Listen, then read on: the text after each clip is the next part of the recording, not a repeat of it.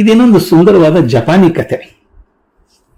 ಒಬ್ಬ ಬುದ್ಧಿವಂತನಾದಂತಹ ವ್ಯಕ್ತಿ ಹೇಗೆ ತನ್ನ ಅವಶ್ಯಕತೆಗಳನ್ನು ತೀರಿಸಿಕೊಳ್ಳಬಲ್ಲ ಅನ್ನೋದನ್ನು ತೋರಿಸುವಂತ ಒಂದು ಕೆಲಸ.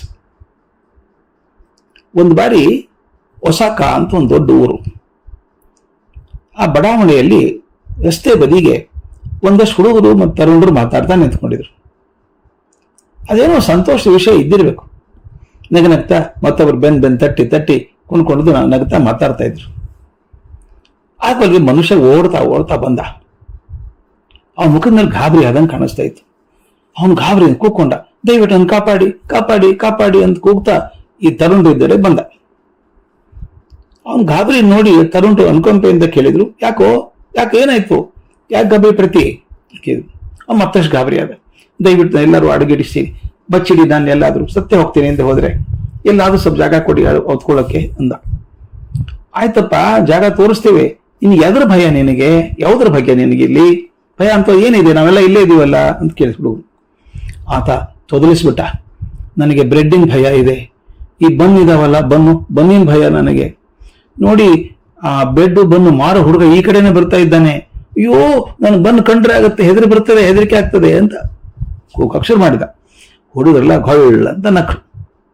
ಇವ್ನು ಯಾವುದೋ ವಿಷಯದ ಬಗ್ಗೆ ಭಯ ಇರಬೇಕು ಅನ್ಕೊಂಡಿದ್ರು ಇವ್ರಿಗೆ ತಿನ್ನುವಂತ ಬನ್ನಿನ ಭಯ ಇದೆ ಅಂದ್ರೆ ಒಂದು ತಲೆ ಸರಿಕಿರ್ಲಿಕ್ಕಿಲ್ಲ, ಪೆದ್ದ ಇದ್ದಾನೆ ಇವನು ಅಂತ ಅನಿಸ್ತು. ಆ ಪೆದ್ದ ಅಂತ ಗೊತ್ತಾಗ ತಮಾಷೆ ಮಾಡಬೇಕು ಅನಿಸ್ತು ಅವ್ರಿಗೆ. ಹತ್ತಿರದಲ್ಲೇ ಒಂದು ಸಣ್ಣ ತಡಿಕೆ ಇತ್ತು. ತಡಿಕೆ ಹಿಂದೆ ಕೂತ್ಕೊಂಡೇನು ಕಾಣಿಸ್ಬೇಡ ಯಾರಿಗೂ, ಅಲ್ಲಿರು ಬ್ರೆಡ್ ಎಲ್ಲ ಹೋದ್ಮೇಲೆ ಕರಿತೀವಿ ನೀನ ಅಂದ್ರು. ಸ್ವಾಮಿ, ಆ ಬನ್ನಿಂದ ಪಾರು ಮಾಡಿ ನನ್ನ ಬನ್ ಹತ್ತಿರ ಬಂದ್ರೆ ನನಗೆ ಭಯ ಆಗತ್ತೆ ಅಂದ. ಅಲ್ಲಿ ಕೂತ್ಕೊಳ್ಳಯ್ಯ ನೀನು ಅಂತ ಕೂರ್ಸ್ಕೊಂಡ್ರು. ತಡಿಕೆ ಹಿಂದೆ ಕೂತ್ಕೊಂಡ. ಸ್ವಲ್ಪ ಹೊತ್ತಿಗೆ ಬ್ರೆಡ್ ಬನ್ ಮಾರೋ ಹುಡುಗ ಸೈಕಲ್ ಮೇಲೆ ಬಂದ. ಈ ಹುಡುಗರು ನಿಂತಿದ್ರಲ್ಲ, ಈ ಪೆದ್ದನ್ನ ಸ್ವಲ್ಪ ಗಾಬರಿಗೊಳಿಸಿ ನೋಡೋಣ ಅಂತ ಅವ್ರು ಏನು ಸಂಚು ಮಾಡಿದ್ರು ಗೊತ್ತಾ, ದುಡ್ಡು ಕೊಟ್ಟು ಒಂದು 8-10 ಬನ್ ಕೊಂಡ್ಕೊಂಡ್ರು. ನಂತರ ನಿಧಾನಕ್ಕೆ ತಡಿಕೆಯಿಂದ ಈ ಕಡೆ ನಿಂತ್ಕೊಂಡು ಒಬ್ಬ ತರುಣ ಸಾವಕಾಶವಾಗಿ ಒಂದು ಬನ್ನನ್ನ ಎತ್ತಿ ಆ ತಡಿಕೆ ಆ ಕಡೆ ಎಸೆದ. ಆ ಕಡೆ ಜೋರು ಧ್ವನಿ ಬಂತು, ಅಯ್ಯೋ ಸತ್ತೆ ಬನ್ನು ನನ್ನ ಮೈ ಮೇಲೆ ಬಿತ್ತು ಅಂತ ಓತ್ ಕೂಗ್ ಹಚ್ಕೊಂಡ. ಇನ್ನೊಬ್ಬ ನಗದ ಇನ್ನೊಂದು ನಗದ. ಪ್ರತಿ ಬಾರಿ ಬನ್ನು ಒಳಗ್ ಬಿದ್ದಾಗ ಅಯ್ಯೋ ಅಯ್ಯೋ ಅಯ್ಯೋ ಪಾರ್ ಮಾಡಿ ನನ್ನ ಆಹಾ ನರಳಿಕೆ ಧ್ವನಿ ಕೇಳಿಸ್ತಿತ್ತು. ಸ್ವಲ್ಪ ಹೊತ್ತಿನ ನಂತರ ಧ್ವನಿ ನಿಂತು ಹೋಯ್ತು. ಮತ್ತೆರಡು ಬನ್ ಒಗೆದ್ರು ಕೂಡ ಯಾವ ಧ್ವನಿನೂ ಬರಲಿಲ್ಲ. ಹುಡುಗರಿಗೆ ಗಾಬರಿ ಆಯ್ತು, ತಮ್ಮ ಚೇಷ್ಟೆ ಅತಿ ಆಯ್ತೇನೋ ಅನಿಸ್ತು. ಪಾಪ ತುಂಬಾ ಹೆದರ್ಸ್ಬಿಟ್ವೇನಪ್ಪ ಅವನ. ಆ ಮನುಷ್ಯ ಹೆದರಿ ಮೂರ್ಛೆ ಹೋದ್ನೋ ಸತ್ತೆ ಹೋದ್ನೋ ಏನಾಯ್ತು ನೋಡೋಣ ಅಂತ ಹೇಳಿ ನಿಧಾನಕ್ಕೆ ಹೋಗಿ ಆ ತಡಿಕೆ ಹಿಂದೆ ಹೋಗಿ ನೋಡ್ತಾರೆ. ಕೂತಿದ್ದಾನೆ ಮನುಷ್ಯ ಅಲ್ಲೊಳಗೆ. ಮುಖದ ಮೇಲೆ ಯಾವ ಗಾಬರಿ ಚಿಹ್ನೆನೇ ಇಲ್ಲ, ಸಂತೃಪ್ತಿ ಇದೆ. ಒಂದು ಬನ್ನು ಇಲ್ಲ ಅಲ್ಲಿ. ಅವನು ಕುರ್ಚಿದ ಗಡ್ಡಕ್ಕೆಲ್ಲ ಬನ್ನಿನ ಪುಡಿ ಅಂಟ್ಕೊಂಡಿದೆ. ಆತ ಅವರ ನೋಡಿ ಮೆಲುವಾಗಿ ನಕ್ಕ, ದೀರ್ಘವಾದ ತೇಗ ಬಿಟ್ಟ. ನಂತರ ಸಾವಕಾಶವಾಗಿ ಹೇಳಿದ, ಸ್ನೇಹಿತರೆ, ಈಗ ನನಗೆ ಬನ್ನಿನ ಭಯ ಇಲ್ಲ, ಆದ್ರೆ ಬಿಸಿ ಬಿಸಿ ಚಹಾದ ಭಯ ಇದೆ. ಹುಡುಗರು ಪೆಚ್ಚಾದ್ರು. ತಾವೇ ಬುದ್ಧಿವಂತರು ಅನ್ಕೊಂಡು ಕೀಟ್ಲೆ ಮಾಡಕ್ ಹೋಗಿದ್ದರು ಹುಡುಗರು, ಇವರೇ ಮುಂದೆ ಪೆದ್ದರಾಗಿದ್ರು. ಯಾಕೆ ಹೇಳಲ್ಲ ಇದನ್ನ?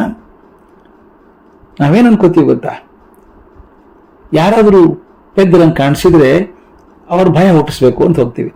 ಅವನು ಇವ್ರಿಗಿಂತ ಬುದ್ಧಿವಂತ. ಅವನು ಗೊತ್ತು ಮನಸ್ಸು ಹೇಗಿದೆ ಗೊತ್ತಾ, ಯಾವುದು ಬೇಡ ಅಂತೀವೋ ಅದನ್ನೇ ಮಾಡಕ್ ಹೇಳತ್ತೆ, ಯಾವ್ದು ಬೇಡ ಅನ್ಸುತ್ತೋ ಅದನ್ನೇ ಮಾಡತ್ತೆ. ವಿಚಾರ ಮಾಡಿ, ನಿಮ್ಗೆ ಯಾರ್ದೋ ಹೆಸರು ನೆನಪು ಕೂಡ ಇರಲ್ಲ, ಯಾರೊಬ್ರು ನೆನಪು ಮಾಡ್ತಾರೆ, ಅವ್ರು ಬಂದಿದ್ರು ನೋಡ್ರಿ ನಿನ್ನೆ ಸಿಕ್ಕಿದ್ರು ಅವರು ಅಂತ ಹೇಳಿದ ತಕ್ಷಣ ಅದೇ ನೆನಪು ಶುರು. ನೀವು ಯಾವುದನ್ನು ಮರಿಬೇಕಂತೀರೋ ಅದರದೇ ನೆನಪು ಬರುತ್ತೆ. ಹಾಗೆ ನನಗೆ ಯಾವುದೋ ಭಯ ಇದೆ ಅಂದ್ರೆ ಇನ್ನು ಭಯ ಹುಟ್ಟಿಸ್ಬೇಕು ಅಂತ ಅವ್ನು ಗೊತ್ತಿತ್ತು ಹುಡುಗರಿಗೆ ಮಾಡ್ತಾರೆ ಅಂತ. ಅವನು ಬನ್ನಿನ ಭಯ ಅಂದಾಗ ಬನ್ನಿ ಹೆಸರು ಆರಾಮಾಗಿ ತಿಂದ್ಕೊಂಡು ಖುಷಿಯಾಗಿದ್ದವನು. ಅದಕ್ಕೆ ಅವನ ಚತುರತೆ ಮುಂದೆ ಇವರೇ ಪೆದ್ದರಾಗಿದ್ರು.